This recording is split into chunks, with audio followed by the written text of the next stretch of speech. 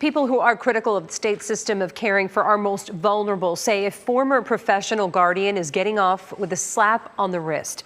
Rebecca Furley will not go to jail for her role in the death of an elderly man in her care. Tonight, WESH 2 News investigative reporter Greg Fox spoke with some who blame what they call a broken system.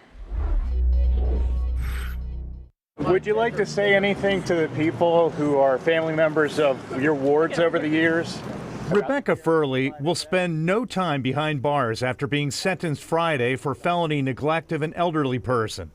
Brevard County's Stephen Stryker died in May 2019 while in a hospital and under the medical direction of Furley, who was assigned by a judge to be Stryker's professional guardian.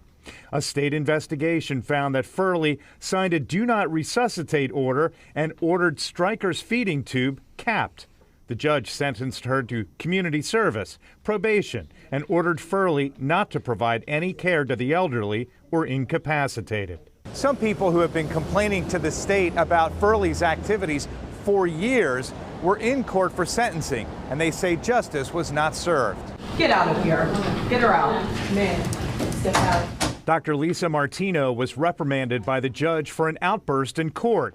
Her father died while under the care of a different professional guardian, but she's been tracking investigations of Furley.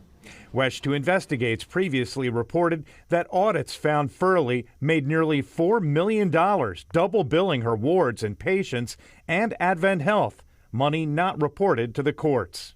Disgusted because 4 years of probation is not justice for what Rebecca Furley did. Dr. Angela Woodhull's mother died while under Furley's care, and she claims the former guardian stole $1 million. The 4 years of probation is meaningless and that she can go scot-free and do whatever she wants. On behalf of all of the victims, there will be justice. This is not finished. It's important to point out that while the state determined Furley's culpable negligence led in part to Stryker's death, this case did not deal with any other evidence from any other investigations.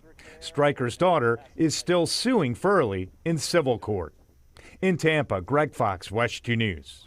Furley's professional guardian license is permanently revoked, though state corporate records indicate her Orlando business geriatric management is still active. We reached out to her attorney for comment for this report. We'll update our story when we hear back.